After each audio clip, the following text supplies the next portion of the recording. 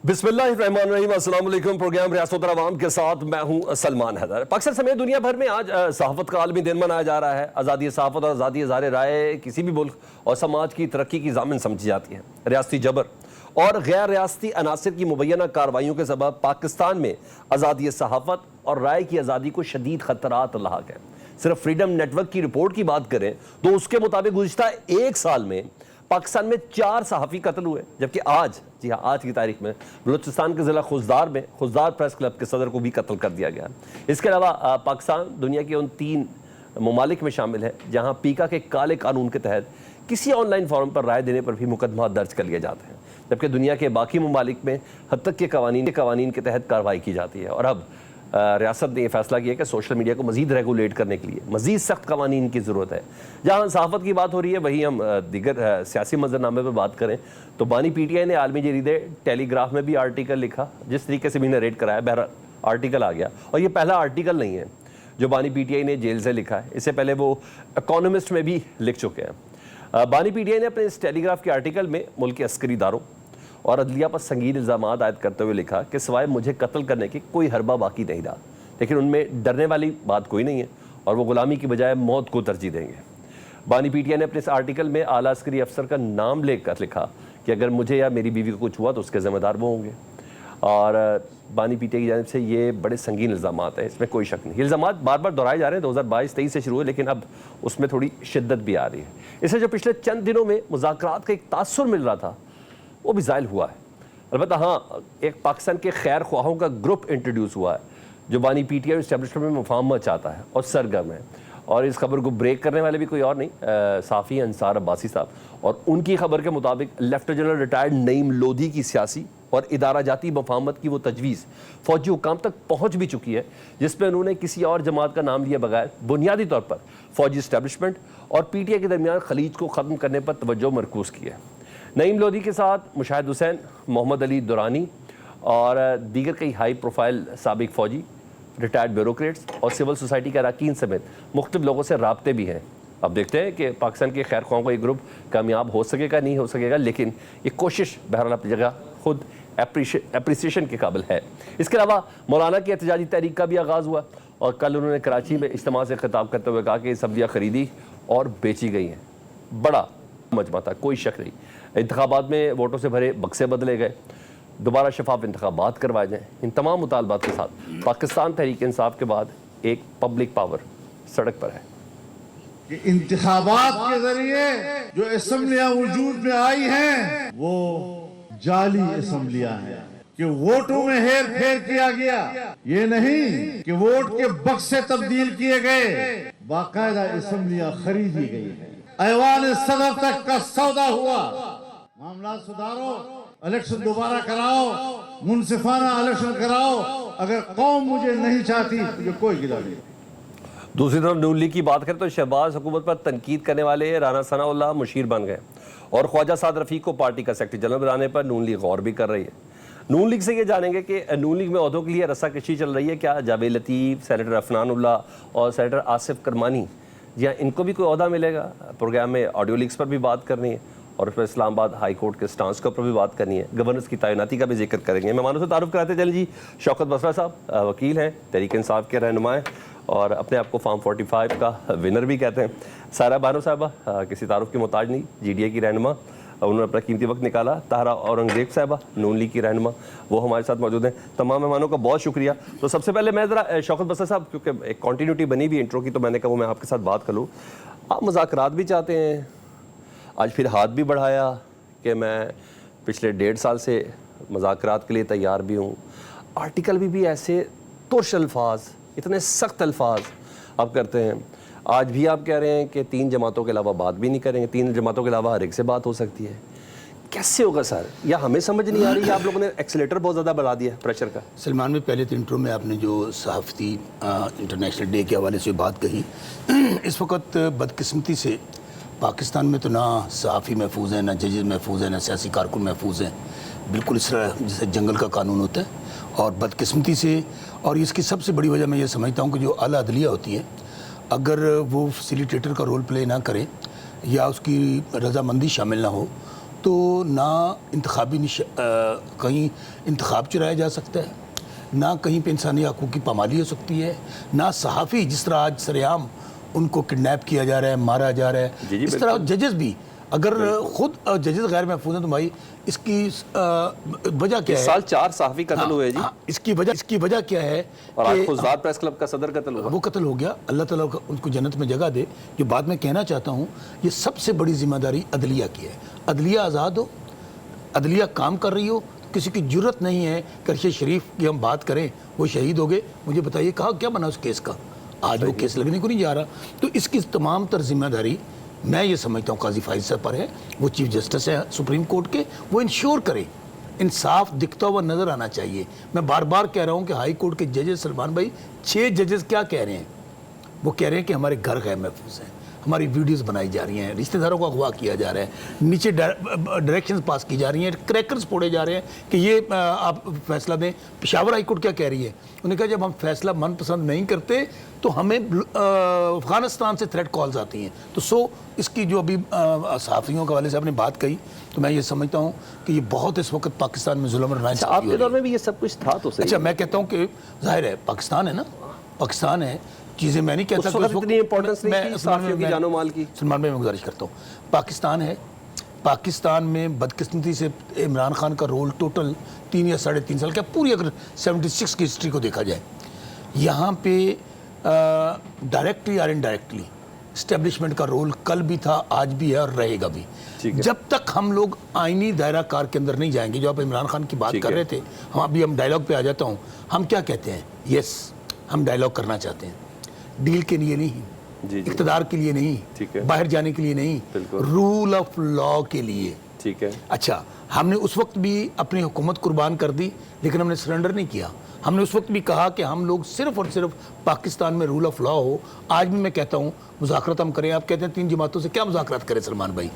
मुस्लिम league नून, peoples party और MQM। Sir, इससे जमहूरियत को नुकसान हो रहा है, आपको पता है इस बात का? जमहूरियत है पहले आपके, सर नुकसान आप जमहूरियत है, आप ही ने करनी है ना, कहाँ पे मजबूत भी तो आप लोगों ने। जमहूरियत देखें, जमहूरियत कहने से नहीं आती। पाकिस्तान में पाकिस्तान की तारीख का सबसे बड़ा डाका मारा गया सलमान भाई, सबसे बड़ा डाका। आपने मेरा कहा, मैं अल्लाह को गवाह बनाकर कहता हूँ कि मेरी आवाम ने 10 लाख लोगों ने मैंडेट दिया, 1 लाख मुझे वोट देते हैं। तीसरे नंबर पर आमद डिक्टेटर ज़िया-उल हक का बेटा है, 50,000 वोटों से हार रहा है, उसका नोटिफिकेशन हो जाता है। मैं तो डायरेक्ट मैं खुद अच्छा, अब मुझे बताइए कि जमहूरियत क्या कहने से आ जाती है? हमें सब लोगों को अगर हम जमहूरियत लाना चाहते हैं, आज तो खैर जमहूरियत की बात उनसे करके कह के भी उनको सबसे अहम ही कंसीडर कर रहे हैं ना सर। अब हम उनसे मुज़ाकरात फैला के पीपल्स पार्टी भी बैठी है, नून लीग भी बैठी है, उनसे तो हमने करना ही नहीं है ना, इसलिए कि एक तो वो अवाम के नुमाइंदे नहीं है, अवाम ने उनको वोट नहीं दिया। मजबूत तो कर सकते हैं अपने बाजुओं को? नहीं, किस तरह कर सकते हैं? वो तो खुद मैं कह रहा हूँ कि वो हारे हुए लोग हैं। अगर मियाँ नवाज शरीफ आ रहा है, मियाँ शहबाज शरीफ आ रहा है, मरियम बीबी आ रही है, 50,000 वोटों से हारे हुए हैं, तो मुझे बताएं हम किनसे मुज़ाकरात करें? मौलाना फजल रहमान भी आ रहे हैं। अच्छा, मौलाना फजल रहमान की हम उनके साथ बात कर, बहुत अच्छी बात कही आपने। हमने पहले बता दें, आज भी खान साहब ने क्या कहा है कि तमाम लोगों से हम बात करने के लिए तैयार हैं, सिवाय 3 पार्टियों की, क्योंकि वो बेनिफिशरीज हैं हमारे, वो जो सीटें चुरा कर दी गई हैं उन 3 पार्टी। मौलाना फजल रहमान ने भी अपने जलसा दिखाया कराची में, वो क्या कह रहे हैं? वो इतने शदीद इल्ज़ामत लगा रहे हैं कि बलूचिस्तान असेंबली खरीद ली गई, सिंध असेंबली खरीद ली गई, खरीदो तभी जाके कोई बेचने वाला भी। अरबों रुपए में नहीं, वो ओपन एस्टैब्लिशमेंट का नाम ले रहे हैं कि उन्होंने खरीदो फरोख्त की है। बताएं, उनकी वीडियो बैन चला दें। अच्छा, उनको छोड़ दें। जावेद लतीफ़ क्या कहते हैं? 90 करोड़ रुपए में उन्होंने 5 सीटें बिकी हैं और एस्टैब्लिशमेंट ने खरीदी हैं, उनका वीडियो बैन चला दें। सो मेरे भाई, एक ही तरीके आगे बढ़ने का, हम इंगेज सबको करना चाहते हैं। एक होता है मुज़ाकरात, बार बार आज वो आपने आर्टिकल का जिक्र किया, क्या खान साहब ने कहा है? खान साहब ने कहा है कि मुझे सिर्फ रूल ऑफ लॉ चाहिए, मेरा मैंडेट वापस कर दें, सियासी कारकुनान को वापस कर दें, जेलों से निकालें, हम मुज़ाकरे के लिए टेबल पे बैठ के सारी बात। अच्छा, टेबल के अभी साथियों से गुफ्तगू करके किसके साथ करें? सर, पहले गुफ्तगू के लिए आप करें तो सही ना। मैं फिर कह रहा हूँ, हम कठपुतलियों से करें, हम उन लोगों से करें कि जिनको मुसल्लत किया है, जिनके पास अवाम का मैंडेट नहीं है। हाँ, आपने कह रहे हैं ना, उनके साथ। मैं आगे बढ़ जाता हूं, 2 जुमले पहले आपका भी यही था कि आप भी कठपुतली थे। अच्छा, कठपुतली थे, मान लिया। अच्छा, मान लिया। मैं आ जाऊं जरा दोबारा, मैं जरा प्लीज। हम भी कठपुतलियां थे, ये कहना आपने? जी। चले, for the sake of argument, सारे आपको मानते हैं, for the sake of argument हम मान भी ले कि 2018 में कहते हैं ना मिलाया गया। जी। आज हमारे साथ कौन है? आज इंटरनेशनल एस्टैब्लिशमेंट के खिलाफ, लोकल एस्टैब्लिशमेंट के खिलाफ, हमारी अदलिया ने कुछ हमारे साथ किया है, तमाम सियासी जमातें खिलाफ। आज पूरी कौम इमरान खान के साथ क्यों खड़ी है? आज क्या है? सिर्फ 8 महीने पहले निकाल दिया था इस वजह से। ताहिरा औरंगजेब साहबा, मुझे आपका रिस्पॉन्स चाहिए। एक तो आज सहाफ़ियों का आलमी दिन है और पाकिस्तान में आज एक और सहाफ़ी कत्ल हुआ और एक साल में 4 सहाफ़ी कत्ल हुआ। पीका एक्ट की सख्तियां भी सब आपके सामने हैं, कैसे चलेगा ये काम? बिस्मिल्लाहिर्रहमानिर्रहीम। मुझे आज ये सब खबरें सुन के वो दौर याद आया जब 2018 में दहशतगर्दी का मुकम्मल खात्मा हो गया था। कराची से खैबर तक तन्हा लोग सफ़र करते थे, कोई वारदात नहीं होती थी। और पूरी दहशतगर्दी का खात्मा इस तरह से हुआ कि प्राइम मिनिस्टर नवाज शरीफ ने ज़रब-ए-अज़ब प्रोग्राम तश्कील दिया जिसमें अफवाज पाकिस्तान थी, रेंजर्स थे, पुलिस थी। और उसके बाद इस दहशतगर्दी को जड़ से फेंका गया।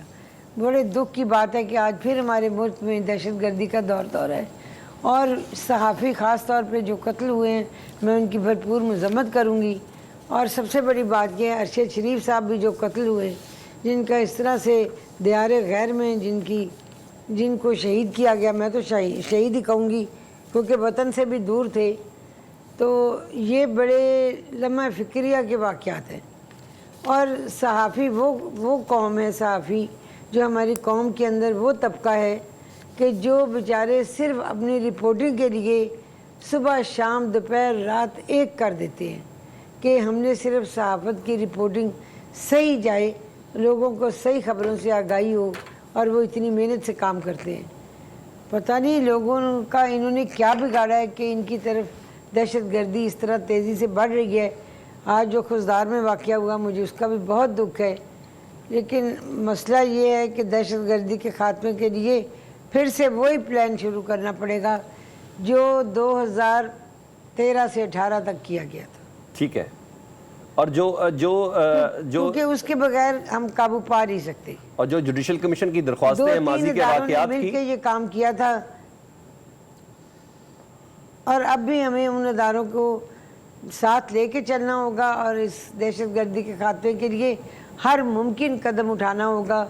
हुकूमत को भी, सियासी जमातों को भी, एक बात औरंगजेब साहब हमारी बहन है और औरंगजेब साहब हमारी अब बहन है और बड़ी सीनियर हैं, जान के मान पाऊँ तो अर्ज़ करूँ आप हुकूमत हैं, बेशक जाली हैं।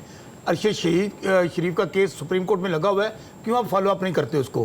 क्यों आप जुडिशल कमीशन नहीं बनाते 9 मई के हवाले से? क्यों नहीं जुडिशल कमीशन बनाते आप धांधली के हवाले से? कहाँ लगा हुआ है? क्या टेकअप हुआ है? एक साइड से लग ही नहीं रहा भाईजान। फिर मैं कहता हूँ ये बने ना, हुकूमत खुद फ्रीक बने उसके अंदर।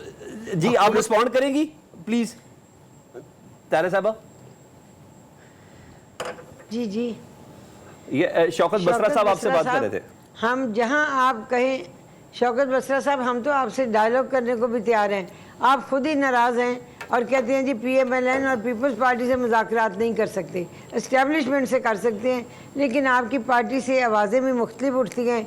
एक साहब कहते हैं जी इस्टेब्लिशमेंट से मुज़ाकरात होंगे, एक कहते हैं जी 2 जमातें छोड़ के 3 छोड़ के बाकी हमारे मुज़ाकरात होंगे। अच्छा आप करेंगे क्या? आपको कुछ थ्रेट फील हो रहा है? करेंगे। हमारी क़यादत ने कहा है कि हमने मुज़ाकरात नहीं करने, हमने कोई डील नहीं करनी, मैं जेल में रहने को तरजीह दूंगा। आज भी कहा उन्होंने। समझ नहीं आती आपकी पार्टी की जितने मुंह उतनी बातें हैं। अच्छा, किस बात तारा औरंगजेब साहबा समझा जाए और किसको किस तरह। तारा औरंगजेब साहबा मुझे ये बताएं, ये सिर्फ पाकिस्तान तहरीक इंसाफ ही नहीं है ना, वो ही आपसे मुखातिब नहीं होना चाह रही। इसके अलावा मौलाना फजलुर रहमान साहब भी सीधा एस्टेब्लिशमेंट से ही मुखातिब हैं। उनकी नज़र में भी तमाम मतबा नज़र जो है ना वो एस्टेब्लिशमेंट की तरफ ही है।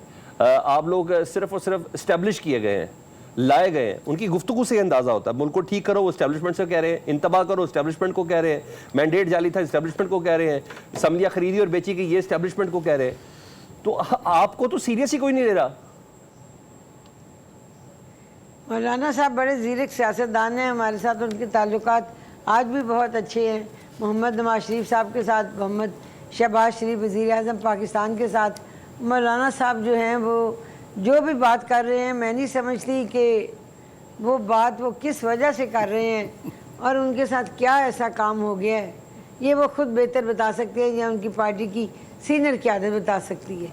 ठीक है जी। सारा बानो साहब आप बताएं, फजलुर रहमान साहब कह रहे हैं असम्बलियाँ खरीदी गई। आप तो कल सिंध में आके बोला जी, जहाँ GD एक बहुत बड़ा पावर शो कर चुकी है कि बक्से भरे गए हैं, ऐसा ही हुआ है तो फिर जीडीए कहाँ है, वो एहतजाज क्यों नहीं कर रही? क्योंकि इमरान खान साहब भी मौजूदा हुकूमत को इर्रेलीवेंट समझते हैं मुज़ाकरात के हवाले से, मौलाना फजल रहमान साहब भी इर्रेलीवेंट समझते हैं, आप रेलीवेंट समझती हैं? अस्सलाम वालेकुम।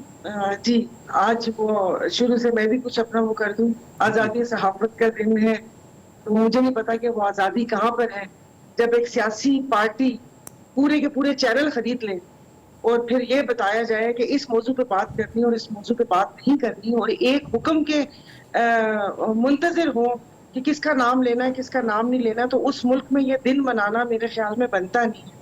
वो पहले कहीं कह गए बोल के लब आज़ाद है तेरे, लेकिन अब बोलने के बाद की आज़ादी की गारंटी कोई नहीं दे सकता। जी, मौलाना साहब ने कराची में कहा, कल हमारे जनरल सेक्रेटरी जो हमारे सफदर अब्बासी साहब थे वो गए थे, और जीडीए भी यहीं पर ही है। मौलाना साहब ने तो अब आगे कहा कि असेंबलीज खरीदी हुई हैं। हमने तो इलेक्शन के बाद जो हम लोगों की कॉन्फ्रेंस हुई और जलसा हुआ, तो वो तो उसमें पीर साहब वगैरह ने वाज़ेह अल्फाज में बता दिया गया कि किस तरीके से बताया गया था कि ये करेंगे तो ये सीट्स मिलेंगी वरना नहीं मिलेंगी, वरना आपके नाम के सामने जीरो लिखा हुआ है। और फिर दुनिया ने देख लिया कि वाकई हमारे नाम के सामने जीरो लिखा हुआ था, यानी कि जो भी बीच में पैगाम रसा था उसने बिल्कुल सही बताया। जी, पूरी सिंध असेंबली पूरा सिंध प्लेट में रख दिया गया है। फरमाइशों पर तो यहाँ पर हुकूमतें चलती हैं, ये नहीं चाहिए वो नहीं चाहिए, इसको पकड़ो इसको जेल में डालो, इसको ये करो वो करो। तो जब ऐसे अनोखे लाडले जब तक होंगे सियासत में, ये सियासत इसी तरह ही अदम इस्तेहकाम का शिकार रहेगी। बलोचिस्तान असेंबली वो गई है। अब देखिए, मैं तो 12 कहती हूँ, या मुझे नहीं पता कि उसके बदले क्या लिया गया।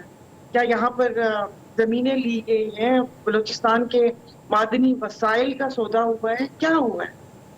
तो और वो बिल्कुल सही कह रहे हैं कि यहाँ पर जो हुकूमत खुद किसी दूसरे के बरहुने मिन्नत हो, जो एक कमिश्नर के बयान पर डर के आपने इकट्ठे बैठ के और वो कहते हैं ना कि हुकूमत संभाल ली, तो उनसे क्या बात की जा सकती है? जो मौलाना साहब का जिस तरफ इशारा है, हमारा भी उसी तरफ इशारा है। ठीक है कि वो कहते हैं ना कि खूब चिलमन से लगे बैठे हैं, साफ छुपते भी नहीं सामने आते भी नहीं।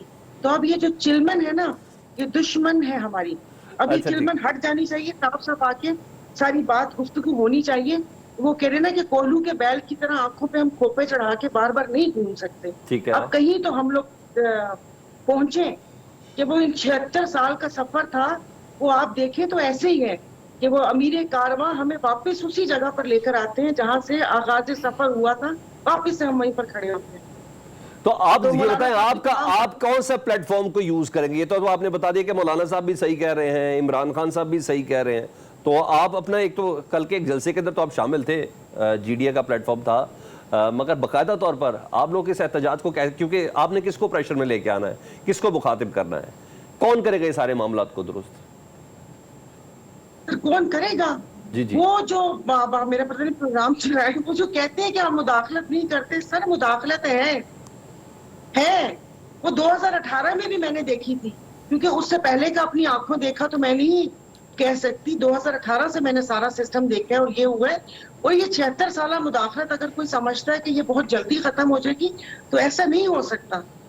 आप 20 साल किसी घर में किराएदार को नहीं उठा सकते, तो आप कैसी बातें कर रहे हैं? मगर तो सारा साहबा, तो इसके लिए तो पॉलिटिकल फोर्सेस को मिलना होगा ना, आप उन्हीं से बात करके इंपॉर्टेंट भी उन्हीं को ही कर रहे हैं ना। आपकी बात सही है। मैं 12 शायद आपके प्रोग्राम में भी कह चुकी हूँ कि उस टेबल पे सिर्फ सियासतदान नहीं बैठेंगे, उसमें जुडिशरी को भी बैठना होगा, बिल्कुल, उसमें हमारी काफी तंजीमों को भी बैठना होगा, उसमें एस्टेब्लिशमेंट को भी, ये जो ब्यूरोक्रेसी और मिलिट्री एस्टेब्लिशमेंट को बैठना होगा, और हर किसी को अपनी अपनी हदूदों को यूथ का तयन करना होगा। मैं आपको बताती हूँ, जब सियासतदान आपस में मिलते हैं तो किसी को किसी पे भरोसा नहीं होता। मैंने प्रेस कॉन्फ्रेंसेस अटेंड की हैं, मैंने देखा है, और हमारे साथ भी सारी पार्टीज थी, मैंने किसी की आंखों में कोई यकीन नहीं देखा था कि किसी को किसी पे यकीन हो कि यकीन आपको जुडिशरी और एस्टेब्लिशमेंट पे ही है ना जी। यकीन जुडिशरी और एस्टेब्लिशमेंट पे ही है ना, एज अ गारंटर उन मुज़ाकरात वाले सेशन के अंदर मौजूद हो। नहीं, वो हो, लेकिन सियासतदानों को आपस में एक दूसरे पर यकीन नहीं है। ये मेरी बात आप लिख लीजिए, क्योंकि आपको नहीं पता कि इस टेबल से उठने के बाद किसकी बात हो जाए, कौन अपना वो कर ले। तो इसलिए किसी को किसी पर भरोसा नहीं है। आप देखिए, अब यहाँ पर इत्तेहाद बना था JUI का, नून लीग का और MQM का। और आप देखिए कि MQM ने किस तरीके से, वो कहते हैं ना कि उन गलियों में से गुजर के उन्होंने वो सीट्स भी ले ली, और आज जो एक दूसरे पे मैंडेट चोरी करने का इल्जाम लगा रहे थे, जो ऑडियो लीक्स हुई थी मुस्तफा कमाल की और कामरान टिसौरी की, कि उसने कहा 100% और उसने कहा 200%, और कल पता चला है कि वो मुल्क के बदतर मुफाद में इकट्ठे मिलके काम करेंगे। जी बिल्कुल, और तो फिर आपके के अमन अमान सामने- के लिए काम करेंगे। ठीक है, बशर साहब, सारा बानर साहबा की बातें बड़ी कन्विंसिंग है कि स्टेक होल्डर्स है ना इस मुल्क को चलाने के लिए, सोलो फ्लाइट किसी की भी नहीं है ना। आप लोग इस मुल्क को सही कर सके ना कर सकते हैं, ना सियासतदान अकेले ही करेंगे, सबको मिलकर बैठना होगा। उसमें एक बहुत बड़ा स्टेक होल्डर इस्टेब्लिशमेंट भी है, अदलिया भी है। ये गुफ्तगू का ये अंदाज ज्यादा मुनासिब नहीं है मैं कहता हूं सलमान, ना कि आप बात पहली- भी उनसे करना चाहते हैं, सलमान उनके भाई- सरबराह को भी निशाना बनाना चाहते हैं, बुरी बात है ना सर। पहली गुजारिश तो ये है कि जितना बड़ा फ्रॉड, जितनी बड़ी जालसाजी, जितना बड़ा जुर्लू 2024 के इलेक्शन में हुआ ना, इट इज़ अनबिलीवेबल। मैं कहता हूँ कम से कम मैंने तो अपनी तारीख में 5 इलेक्शन लड़े भी हैं, सपोर्ट भी किया।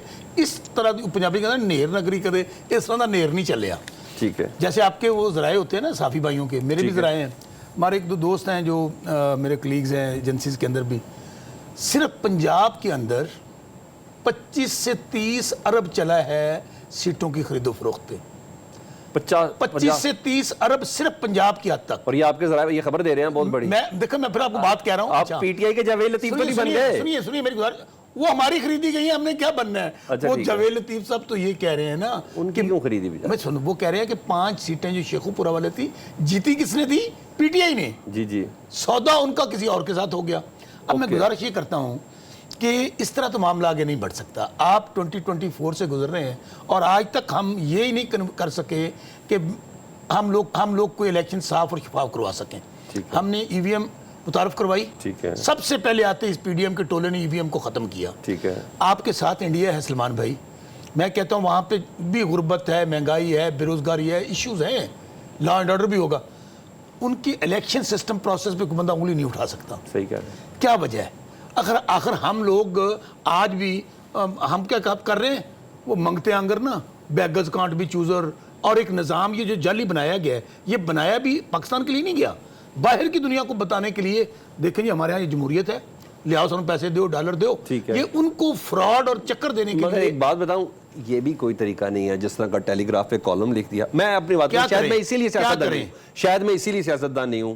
मुझे नहीं समझ में आती कि कोई मेरे ऊपर इकोनॉमिस्ट पे एक अदद कॉलम भी लिखे, जान से मारने का मुझे बाकायदा तौर पर मुर्द इल्ज़ाम भी ठहरा दे, और फिर मुझे अगला कॉलम फौरन से पहले टेलीग्राफ में भी लिख दे, भाईजान- उसके बाद मैं मुज़ाकरात के लिए हाथ भी बढ़ाऊं। ये कैसे है? भाईजान मैं बताता हूँ आपको, भाईजान बात ये है कि इमरान खान को अल्लाह ताला ने दूसरी जिंदगी दी है।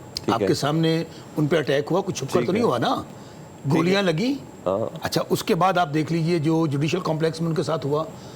अब वो कह क्या रहे हैं, उसकी वजह यह है कि उनको तोड़ने के लिए, झुकाने के लिए हर हरबा इस्तेमाल कर लिया। ठीक है। यहां तक हो गया कि आपने 200 मुकदमा उनके खिलाफ दर्ज कर लिया, पूरी पार्टी के खिलाफ मुकदमे दर्ज कर लिए, नहीं टूटी।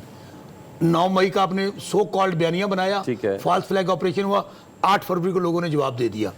आज भी इमरान खान क्या कह रहे हैं, अच्छा आपने हद ये कर दी कि निकाह पे इनको सजा दे दी।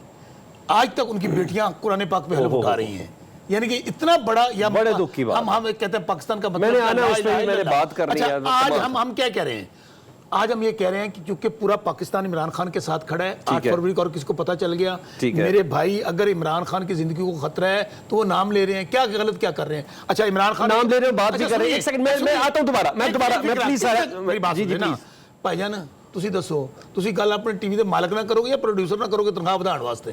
सर मालक नाल कर रहे हैं। अच्छा, बात यह है कि मालक में तरियां भी लावांगा सर। नहीं, जिन्होंने इनको मुसल्लत किया है, हमने उनको सिर्फ ये कहना है कि एस्टेब्लिशमेंट को अल्लाह खुदा का वास्ता है, आप अपने दायरा सारा साहब रिस्पॉन्ड करना चाहिए। सारा साहब दायरा कार में चले जाएं। सारा साहब जरा प्लीज रिस्पॉन्ड, ये कोई तरीका तो नहीं है ना?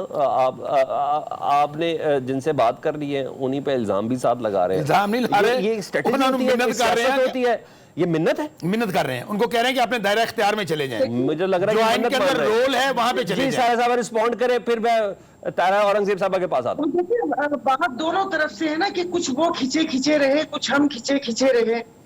तो जब हुकूमत भी मुज़ाकरात चाहती थी तो एक तरफ से इन लोगों के कारोबार बंद हो रहे थे, जेलों में डाला जा रहा था, खवातीन जेलों में हैं, उनके मुकदमे, उनका कोई चालान ही पेश नहीं हुआ, किसी जज की अदालत में वो पेश ही नहीं हुए, चालान 1 साल होने को आ गया। तो देखिए दोनों तरफ से था। एक तरफ से आपने अपना घुटना इन लोगों की गर्दन पे रखा हुआ था और आप इनको कह रहे कि मुज़ाकरात करें। तो दोनों तरफ से है। अब मैं क्या करूं कि दोनों तरफ से ये नहीं होना चाहिए था। जो कुछ हुआ है, देखिए जो बात रजीम चेंज की थी कि अगर वो असेंबली टूट गई थी तो आप एक नया इलेक्शन करवा लेते।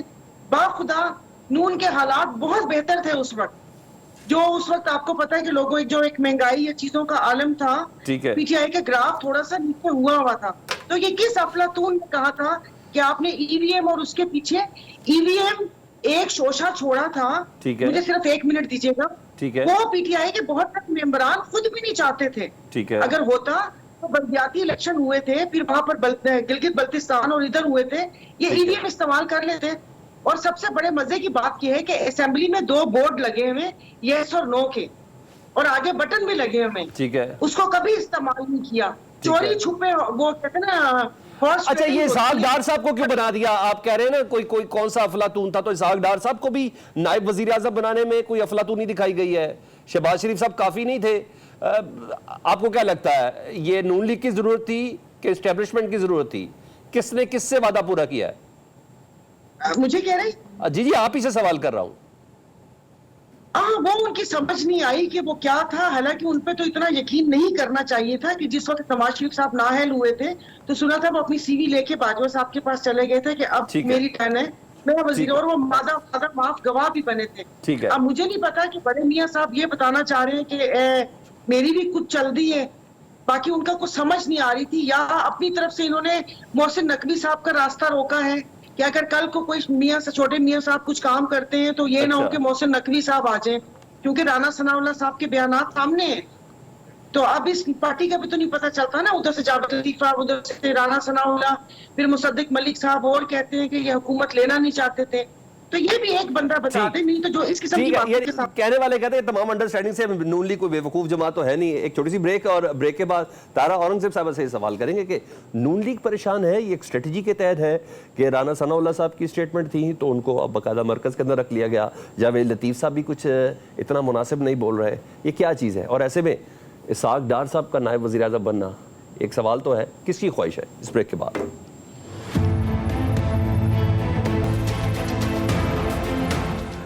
Welcome back. जी तारा औरंगजेब साहब, आपसे वो सवाल जो मैंने ब्रेक से पहले जिसको टीज किया था, मैंने कहा था कि आपसे पूछूंगा, इसहाक डार साहब को नायब वज़ीर आज़म बनाना ये किसकी ज़रूरत थी? नून लीग की ज़रूरत थी, इस्टेब्लिशमेंट की ज़रूरत थी? क्योंकि ये बड़े घर में भी इनके राब्ते बहुत अच्छे हैं, तो आप थोड़ा सा डिफाइन कर देंगे ये किसकी जीत कहलाएगी? देखें, क्या ये ओहदा पहले कभी किसी को नहीं मिला? मुझे जहाँ तक याद पड़ता है परवेज़ इलाही साहब भी इसी ओहदे पे, डिप्टी प्राइम मिनिस्टर के ओहदे पे फ़राइज़ बंस भी इल्ज़ाम देते रहे हैं। क्या उन पर भी पीटीआई ने या किसी ने इतनी तनकीद की थी? नहीं, बिल्कुल की गई थी। इसहाक डार साहब डिप्टी प्राइम मिनिस्टर बन गए हैं, नहीं अगर वो बन गए हैं जैसे कि उन्हें बनाया गया है, तो उनकी कारकर्दगी देखते हुए, उनकी एक्सपर्टीज़ देखते हुए, और वैसे भी प्राइम मिनिस्टर साहब जो हैं वो किसी को भी अपनी हेल्प के लिए, अपने काम को बेहतर करने के लिए या वक्त को बचाने के लिए, मसाइल बहुत ज़्यादा हों तो वो नोटिफिकेशन कर सकते हैं। तो अच्छा। उन्होंने उनको डिप्टी प्राइम मिनिस्टर बनाया है। इससे पहले परवेज़ इलाही साहब भी तो इस ओहदे पर रहे हैं। नहीं, उस वक्त उन पर तनकीद की जाती थी, उनको कातिल इलाही कहा जाता था, और उसके बावजूद उनको डिप्टी प्राइम मिनिस्टर बनाया गया था ना पीपल्स पार्टी की तरफ से। उस वक्त भी बहुत तनकीद हुई थी। अगर उस वक्त का मीडिया, मुझे तो बहुत अच्छे से याद है, मैं खुद नहीं, स्क्रीन पर पीटीआई था। ने तो कोई तनकीद नहीं की थी। क्या वो भी अपील करेंगे उस पर? बात यह है कि किसी को भी कुछ बनाया जा सकता है, इसमें एतराज़वानी या अच्छा, कोई ठीक है, ऐसी बात मुझे नहीं नज़र आती। जिस बंदे को कहीं कोई एफिशिएंट समझते हैं वहाँ वो नॉमिनेट कर देते हैं, ओके, बस नोटिफिकेशन निकाल देते हैं। अच्छा, अभी जराए से खबर चल रही है, मैंने कहा आपको बता दूं, कोई अनवारुल्लाह काकड़ साहब ने नून लीग के हनीफ अब्बासी साहब से कोई होटल में कोई मुलाकात हुई है और एक दूसरे पर इल्ज़ामात, चीज़ें ही खोलना शुरू कर दी हैं, वो कमिश्नर रावलपिंडी की तरह।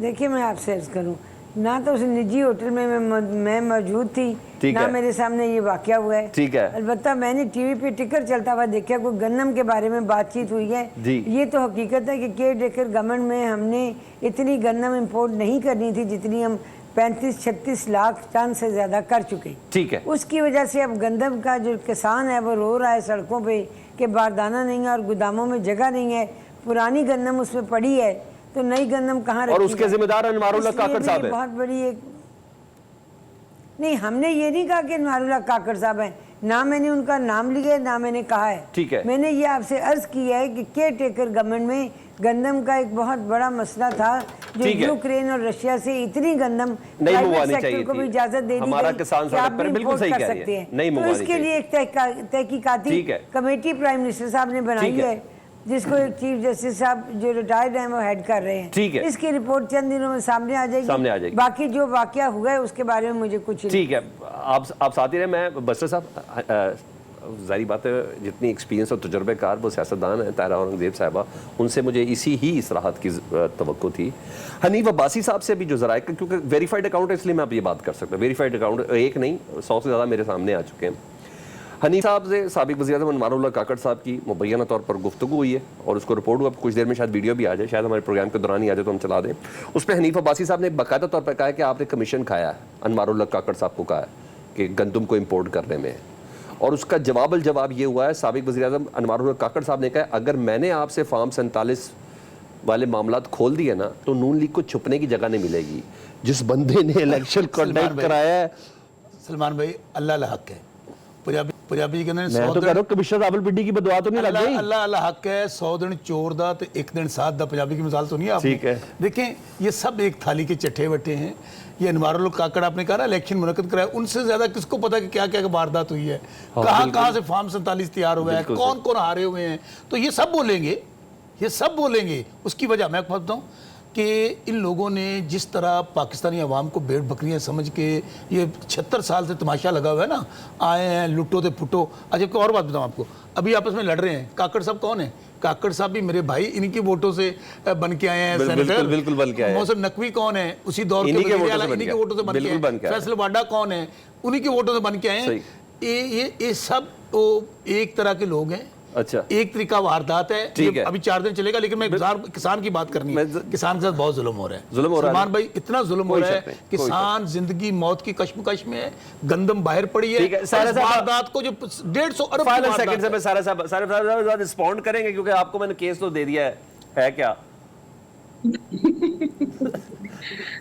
आई एम सॉरी, ऐसे हंसना नहीं चाहिए, लेकिन मैं वहां पर थी नहीं, लेकिन सुन के बहुत मजा आया। अच्छा। और बहुत दिल से हंसी हूँ।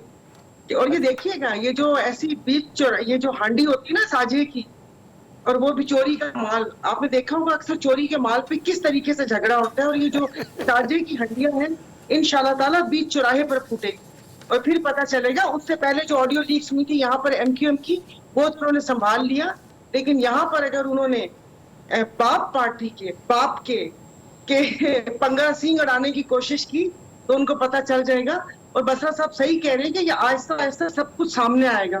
और मेरा जहां तक, मैं अगर सोचती हूँ कोई कि वो, मुझे ऐसा लग रहा है जैसे कुछ संभालने वाले भी ना तंग आ चुके हैं। बार दफा होता है ना कि बच्चे लड़ते हैं किसी चीज के लिए, तो माँ के पास कोई खाने की चीज होती है तो बीच में रख देती है, लो मरो खाओ लड़ो पड़ो। ठीक है। तो मुझे लगता है ऐसा कुछ होने वाला है। माँ तगड़ी है तो बेला भी मार देती है।